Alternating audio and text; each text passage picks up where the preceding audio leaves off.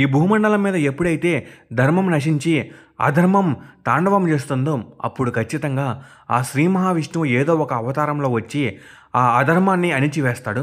అలా శ్రీ మహావిష్ణువు అనేక అవతారాలలో మనకు కనిపించాడు. అయితే శ్రీ మహావిష్ణువు యొక్క అవతారాలలో అత్యంత శక్తివంతమైన భయంకరమైన శ్రీ లక్ష్మీ నరసింహస్వామి యొక్క అవతారం గురించి ఈ వీడియోలో మనము మాట్లాడుకుందాం. ముందుగా నేను మీకు ఒక విషయం చెప్పాలి. మహా అవతార్ నరసింహ మూవీకి మన ఛానల్ నుండి మన సబ్స్క్రైబర్స్కి 5 టికెట్స్ని అయితే గివ్ అవేగా అయితే ఇవ్వబోతున్నా. ప్రాసెస్ ఏంటి అని నేను చివరిలో అయితే ఎక్స్ప్లెయిన్ చేస్తాను. ఎలాగో ఈ వీడియోలో మనము ఆ నరసింహస్వామి యొక్క అవతారం గురించి మాట్లాడుకోబోతున్నాం. అయితే ఈయన కథ వింటేనే ప్రతి ఒక్కరిలో గూస్ బంప్స్ వస్తాయి. అలాంటిది ఈయన్ను మనము మూవీలో చూస్తే ఇంకెలా ఉంటుందో మీరే ఆలోచించుకోండి. పూనకాలు వస్తాయి అంతే. ఈ నరసింహస్వామి అవతారం మీద ఈ నెల 25న ఒక మూవీ అయితే రాబోతుంది. అదే మహా అవతార్ నరసింహ. ఈ మూవీకి సంబంధించిన టీజర్స్, ప్రోమోస్ అండ్ ట్రైలర్ కూడా వచ్చేసింది. చెప్పడం మర్చిపోయా, ఇది ఒక 3D యానిమేషన్ స్టైల్లో వస్తుంది. బొమ్మలనే కదా అని తీసేయొద్దు. ఒకసారి మీరు ఆ టీజర్స్ అండ్ ట్రైలర్ చూడండి, మీకే అర్థమవుతుంది. ఈ మూవీలో మనము ఉగ్ర నరసింహస్వామిని అయితే చూస్తాం. ఆ విఎఫ్ఎక్స్, ఆ విజువల్స్ అయితే మైండ్ బ్లోయింగ్ అంతే. అలాగే ఈ మూవీ హొంబాలే ఫిల్మ్స్ నుండి రాబోతుంది. అంతేకాకుండా వీళ్ళు ఒక మహా అవతార్ సినిమాటిక్ యూనివర్స్ని అయితే బిల్డ్ చేస్తున్నారు. ఇందులో శ్రీ మహావిష్ణువు యొక్క ప్రతి ఒక్క అవతారం మీద మూవీ అయితే వస్తుంది. 2025 to 2037 వరకు మూవీస్ వస్తూనే ఉంటాయి. ఇంక యానిమేషన్ అయితే వేరే లెవెల్లో ఉంది.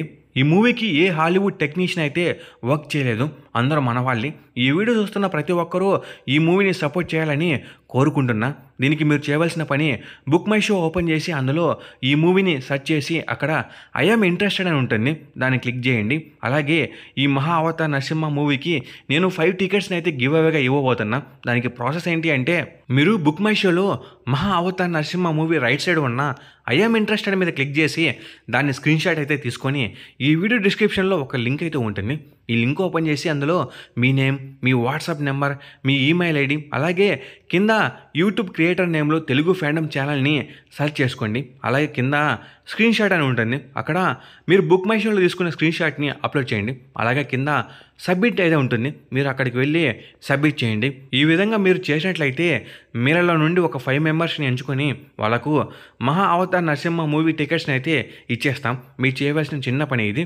శ్రీ మహావిష్ణువు యొక్క 10 ప్రాముఖ్యమైన అవతారాలలో 4వ అవతారం ఈ నరసింహస్వామి అవతారం. ఈ అవతారం గురించి తెలుసుకునే ముందు మీరు జయ విజయలు అనే 2 అన్నదమ్ముల గురించి అయితే తెలుసుకోవాలి. జయ విజయులు వైకుంఠంలో శ్రీ మహావిష్ణువు యొక్క ద్వారపాలకులుగా అయితే ఉంటారు. ఈ ఇద్దరు ఆ శ్రీమన్నారాయణుడికి అమితమైన భక్తులు.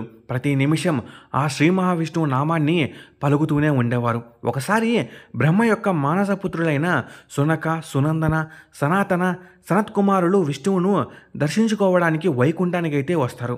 ఈ 4 బ్రాహ్మణ కుమారులు చూడ్డానికి చాలా చిన్నపిల్లలు అయితే కనిపిస్తారు, కానీ వీళ్ళు అత్యంత తపోశక్తి గలవారు. అంటే పెద్దలే కానీ చిన్నపిల్లల్లా ఉంటారు. అయితే విష్ణువును దర్శించుకోవడానికి వైకుంఠానికి వచ్చిన వీళ్ళను ద్వారపాలకులైన జయా విజయులు శ్రీ మహావిష్ణువు విశ్రాంతిలో ఉన్నారని చెప్పి వీళ్ళను వైకుంఠం లోపలికి పోనివ్వకుండా అక్కడే ఆపేస్తారు.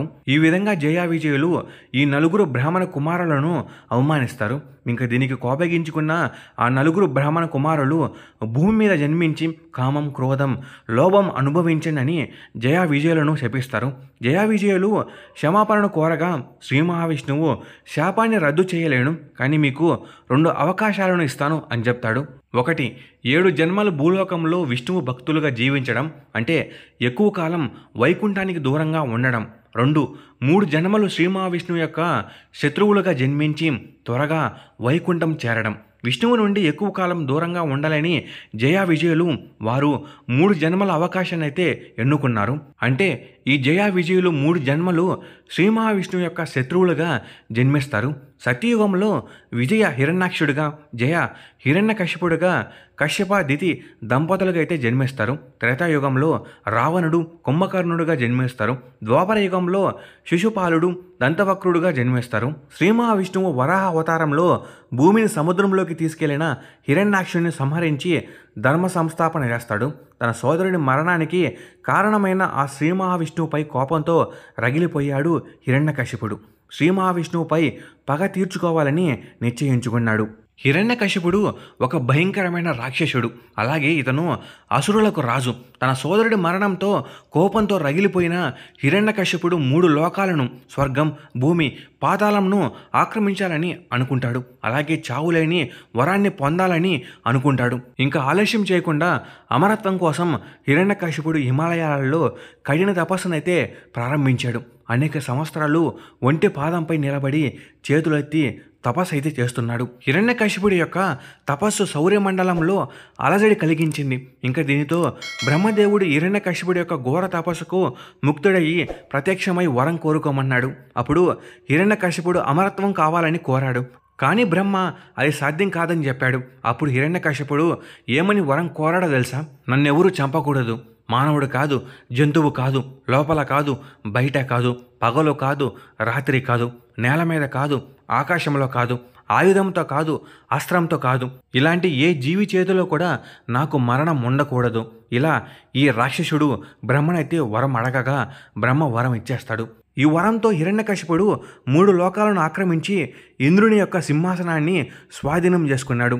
తనను తప్ప ఎవరిని పూజించవద్దని ఆదేశించాడు. విష్ణువు పూజను నిషేధించాడు. హిరణ్యకశిపుడే దేవుడని ప్రకటించాడు. విష్ణువుపై తన సోదరుడి మరణం కారణంగా పగతో రగిలాడు. శ్రీ మహావిష్ణువు యొక్క ఆలయాలను కూల్చివేశాడు. శ్రీ మహావిష్ణువును కొలిచే రాజ్యాలను నాశనం చేశాడు. ప్రతి చోట అధర్మమే విలయ తాండవం చేస్తుంది. అయితే హిరణ్యకశిపుడి భార్య పేరు కాయదు. ఈమె గర్భంతో ఉన్నప్పుడు నారద మహర్షి ఆమెకు ఆధ్యాత్మిక జ్ఞానం బోధించాడు. దీనివల్ల ఆమె కుమారుడైన ప్రహ్లాదుడు బాల్యంలోనే విష్ణు భక్తుడైతే అవుతాడు. ప్రహ్లాదుడు తన తండ్రి ఆదేశాలను పట్టించుకోకుండా విష్ణువును పూజించేవాడు. పాఠశాలలో గురువులు హిరణ్యకశిపుడే దేవుడు, హిరణ్యకశిపుడిని పూజించమంటే ప్రహ్లాదుడు విష్ణువే సర్వం, ఆయన భక్తితోనే శాంతి లభిస్తుంది అని చెప్పాడు. దీంతో హిరణ్యకశిపుడు కోపంతో రగిలిపోయాడు. ఎన్ని విధాలకు ప్రయత్నాలు చేసినా కానీ ప్రహ్లాదుని ప్రవర్తనలో మార్పు రాలేదు. ఇంకా ఓపిక నశించిన హిరణ్యకశిపుడు ప్రహ్లాదుడికి మరణశిక్ష అయితే విధించాడు. ప్రహ్లాదుని ఆహారంలో విషం కలిపారు. కానీ ఆ శ్రీ మహావిష్ణువు అనుగ్రహంతో ఏమీ కాదు. అడవి ఏనుగులతో అతన్ని తొక్కించేందుకు ప్రయత్నించారు. కానీ ఏనుగులు ప్రహ్లాదుడికి దండం పెట్టాయి.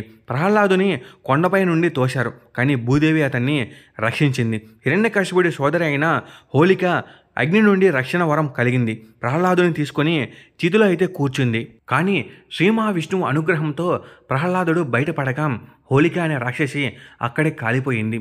అసురుల సైన్యం ప్రహ్లాదుని చంపలేకపోయింది. విషసర్పాలతో కాటు వేపిస్తారు. కానీ ప్రహ్లాదుడికి ఏమీ కాదు. ప్రతిసారి ప్రహ్లాదుడు శ్రీ మహావిష్ణువు నామస్కరణంతో సురక్షితంగా బయటపడ్డాడు. హిరణ్యకశిపుణ్ణి నిరాశకైతే గురి చేశాడు. ఇంకా ప్రహ్లాదుడిని ఏమీ చేయలేను అని తెలుసుకున్న హిరణ్యకశిపుడు డైరెక్ట్గా ఆ శ్రీ మహావిష్ణువుతోనే పోరాడాలి అనుకున్నాడు. ఒకరోజు తన సభలో హిరణ్యకశిపుడు కోపంతో, నీ విష్ణువు ఎక్కడున్నాడు?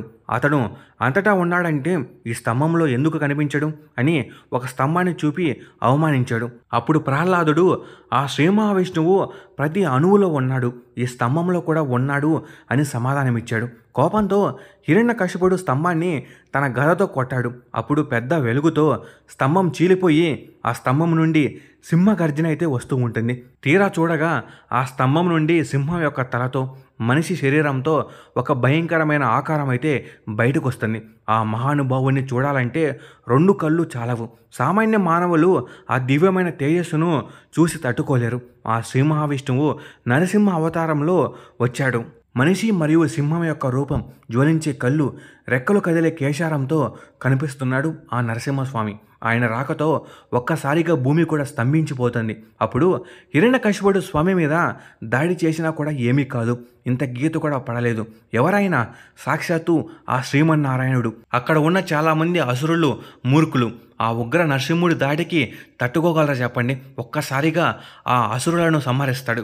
ఇంకా హిరణ్యకశిపుడు వంతైతే వచ్చింది. అప్పుడు నరసింహుడు సాయం సంధ్య సమయంలో, అంటే పగలు కాదు, రాత్రి కాదు, గుమ్మంలో, అంటే లోపల కాదు, బయట కాదు, తన తొడపై, అంటే భూమి, నీరు, ఆకాశం కాదు, గోలతో, అంటే ఆయుధం కాదు, అస్త్రం కాదు, అతన్ని నరసింహస్వామి తన తొడలపై పెట్టుకుని తన పదునైన కత్తి లాంటి గోలతో హిరణ్యకశిపుడి పొట్ట చీల్చివేశాడు. అలా ఆ రాక్షసుడి యొక్క పేగులు బయటకు తీసి మెడలో వేసుకున్నాడు. హిరణ్యకశిపుడి యొక్క సలసల మరిగే రక్తాన్ని ఆ స్వామి తాగాడు. ఈ విధంగా శ్రీ మహావిష్ణువు నరసింహ అవతారంలో వచ్చి హిరణ్యకశిపుడిని సంహరించి ధర్మ సంస్థాపన చేశాడు. ఆ శ్రీ మహావిష్ణువు హిరణ్యకశిపుడి వరం యొక్క షరతులను తెలివిగా లెక్కగొట్టాడు. హిరణ్యకశిపుడు మరణించిన తర్వాత నరసింహుడి ఉగ్రరూపం సౌరమండలాన్ని భయపెట్టింది. దేవతలు, ఋషులు ప్రహ్లాదుని సమీపించగా అతను తన భక్తితో నరసింహుడిని శాంతిపరిచాడు. నరసింహుడు ప్రహ్లాదుని ఆశీర్వదించి వరం కోరుకోమన్నాడు. ప్రహ్లాదుడు తన కోసం ఏమీ కోరాడు, తన తండ్రి యొక్క పాపాలను క్షమించమని కోరాడు. ఆ తర్వాత ప్రహ్లాదుడు అసుర రాజుగా తన రాజ్యాన్ని నీతితో పరిపాలించాడు. ఈ విధంగా శ్రీ మహావిష్ణువు నరసింహ అవతారంలో వచ్చి హిరణ్యకశిపుడిని సంహరించి ధర్మ సంస్థాపన అయితే చేస్తాడు. హిరణ్యకశిపుడు మరణం జయ యొక్క మొదటి జన్మను పూర్తి చేసింది. మిగిలిన 2 జన్మల్లో రావణుడు మరియు శిశుపాలుడిగా అయితే జన్మించాడు. ఆ తర్వాత జయా విజయులు వైకుంఠానికి అయితే తిరిగి చేరారు. ఇంకా ఇది శ్రీ మహావిష్ణువు యొక్క 4వ అవతారం. ఇంకా ఈ వీడియో మీకు బాగా నచ్చినట్టయితే లైక్ చేయండి, షేర్ చేయండి, సబ్స్క్రైబ్ చేసుకోండి. నేను మీకు కోరేది ఒక లైక్, సబ్స్క్రైబ్ మాత్రమే. Okay, bye guys.